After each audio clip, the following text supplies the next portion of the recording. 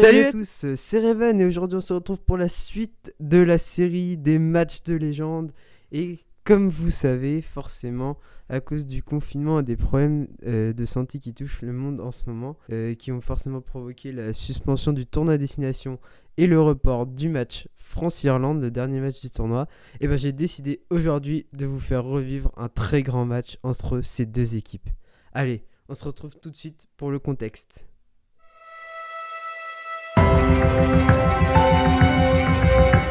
Alors, le contexte, on se retrouve à Croke Park, un stade tout simplement mythique en Irlande.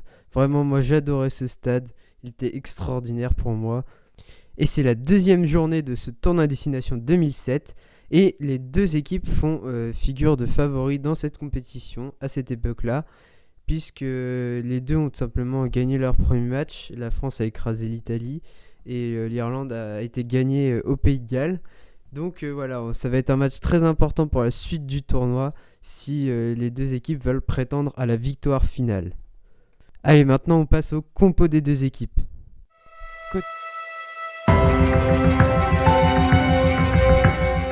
Côté irlandais devant, on a du Oran Rory Best qui était déjà là, et oui les amis, et il n'avait pas son casque à l'époque, ça m'a fait bizarre de le voir comme ça.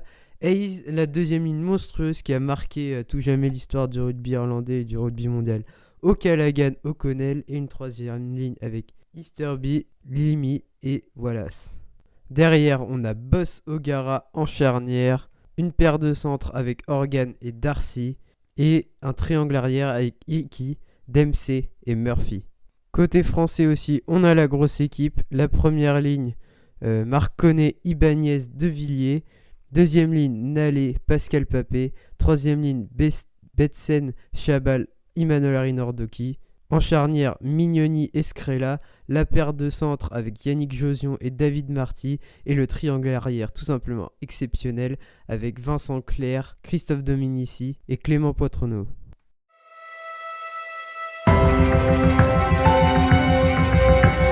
Le match démarre par une très bonne entame des Français qui vont jouer directement dans le camp irlandais. Et déjà 30 secondes après le début de la rencontre, déjà le premier truc choquant, les lancers en touche à une main de Raphaël Ibanez. C'est extraordinaire, j'ai jamais revu ça depuis je crois. Mais bon, ça fonctionne et c'est la première possession des Français dans le camp irlandais. Les Français mettent les Irlandais à la faute et on récupère une très belle pénalité devant les 22 mètres irlandais. To make the tackle, but Ireland penalised France on the... David Scrella passe cette pénalité, la France ouvre le score 3-0. Les Irlandais semblent complètement dépassés en ce début de match et les Français vont récupérer alors à la 8e minute une autre pénalité en face des poteaux à 15 mètres pour David Scrella. Scrella transforme logiquement cette pénalité, la France mène 6-0. Néanmoins, côté français, on a du mal à assurer la sortie de camp et David Scrella va nous faire une grosse frayeur.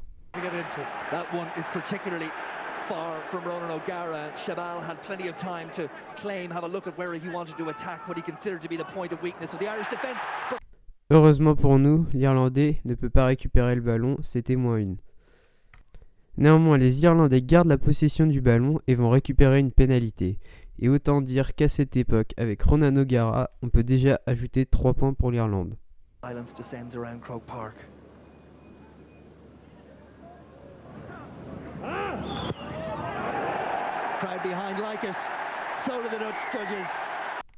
Mais les Français ne sont absolument pas déstabilisés et ils vont alors montrer une magnifique réaction. It does just Mignoni though, takes it quickly again, Vincent Clerc up, Jordan Murphy doesn't make the tackle, Clerc off, he goes on a run, Ibanez there in support, John Hayes forced to come across and make the tackle, France continue, Scrella, it's all good from the tout d'abord, Vincent Clerc élimine 3 défenseurs, derrière ça enchaîne, la défense irlandaise n'arrive pas à suivre.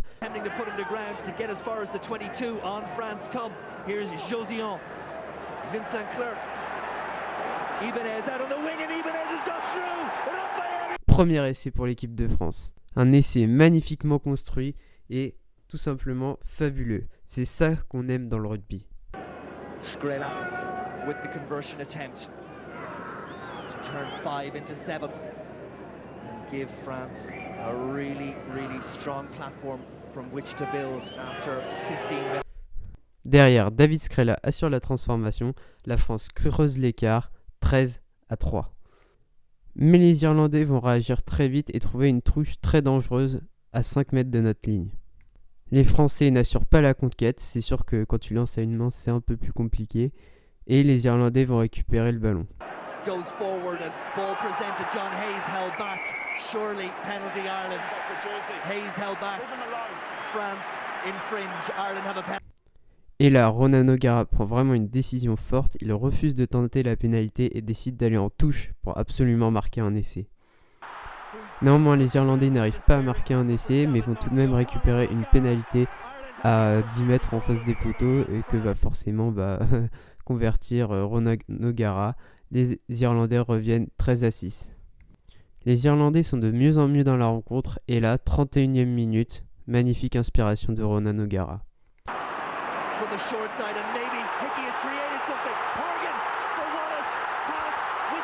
Derrière, le décalage est fait et qui on retrouve à la finition, Ronan O'Gara, celui qui avait initié ce magnifique mouvement irlandais.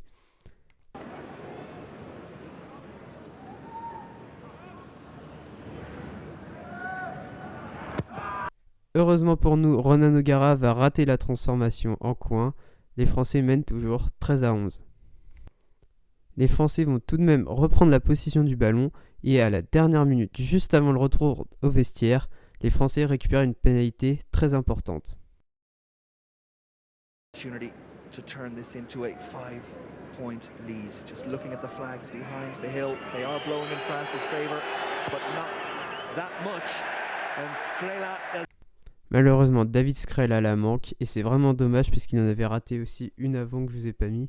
Mais là, c'est vraiment dommage pour les Français qui auraient pu se mettre à l'abri d'un essai transformé, mais qui vont rentrer au vestiaire avec seulement 2 points d'avance face aux Irlandais. En ce début de deuxième période, les Français arrivent à avoir une possession très intéressante devant les 22 Irlandais. Mais là, on commet une faute de main qui aurait pu nous coûter très très cher. Et là, on peut voir aussi sur cette action que Murphy, l'ailier irlandais, nous fait une magnifique Gonzalo Higuain parce qu'il veut quand même aller marquer son essai alors que l'arbitre a sifflé depuis au moins 2 minutes.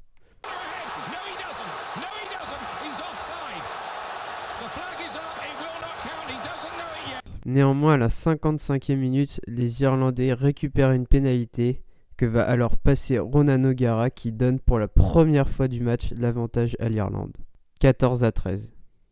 Le match devient alors de plus en plus tendu entre les deux équipes et on peut aussi admirer l'ambiance extraordinaire à Croke Park ce jour-là.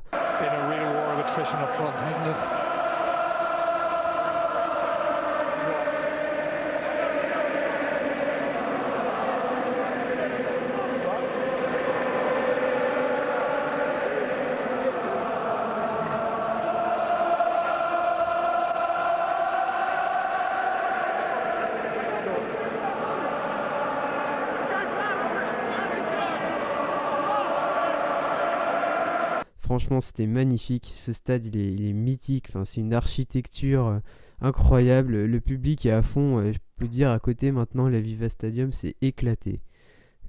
Les minutes passent dans ce match, mais aucune des deux équipes n'arrive réellement à prendre l'avantage. Les deux équipes commencent alors à être vraiment dans le rouge physiquement, et on sent que les 10 dernières minutes vont vraiment être un calvaire. À la 73e minute, les Français arrivent à rejouer dans le camp irlandais et là, Lionel Boxis est tout proche de délivrer l'équipe de France. Hold on. Betson sneaks his way into the Irish 22. Mignoni has a little look there. Drop back, drop it, goal. Boss tries to get there. Off the post, it could go anywhere. Ireland alive.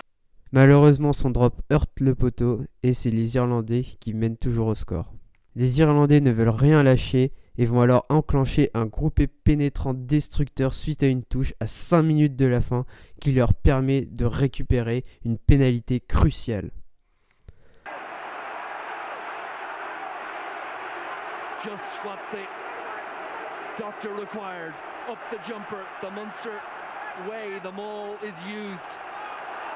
The clock continues to run down, and vitally Ireland hold on to possession and head towards French territory. They must keep the concentration. They must not give away any silly penalties and put themselves right back where they just started. Neil Best, he's had an impact since he came on. Flannery also. Ireland march on and into the French half. The control in this particular facet has been awesome.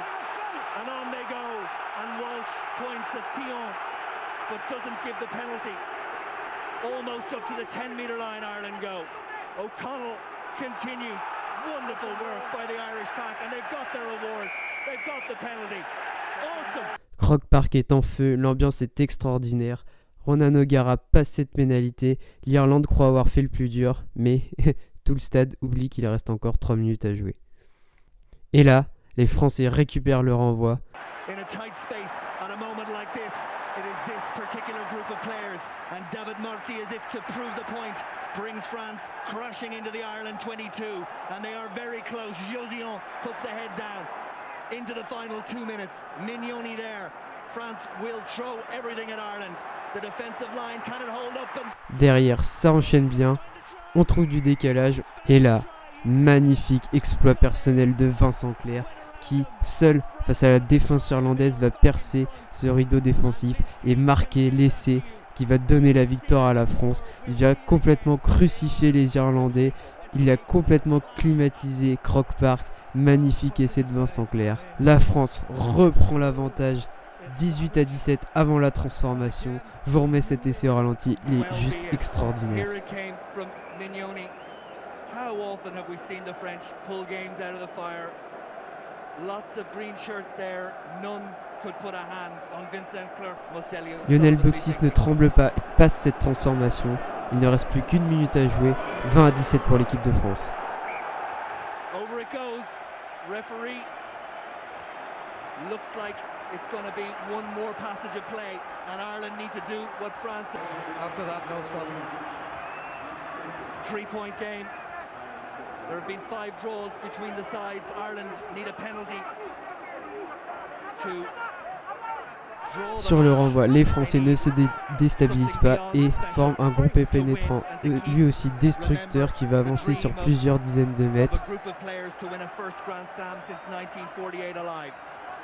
The clock runs down. The time is up. The next time the ball goes dead, it is over, and France are doing the professional job you would expect them to do. They are the ones that maul the ball. If they kick it dead, it'll be over. They continue on. Ireland despairingly hits that maul, but France have. Stationary. That's 5 seconds. Let's go. Et là, Mignoni peut regarder le chronomètre, c'est fini, il tape en touche, la France remporte ce match. 20-17, les Irlandais sont complètement dégoûtés. On peut voir sur le visage de Ronan O'Gara qu'ils ont complètement le seum. Le stade de Croke Park est complètement éteint. L'exploit de Vincent Clerc est juste extraordinaire. La France est clairement bien partie dans ce tournoi 2007. Voilà, j'espère que cette vidéo vous aura plu, que ça vous a rappelé de bons souvenirs pour certains, ou alors que ça vous a fait découvrir des matchs que vous n'aviez jamais vus pour d'autres. J'espère que cette vidéo vous aura plu, n'hésitez pas à liker, vous abonner comme d'hab. Je vous souhaite à tous une très bonne journée, c'était Revan, salut!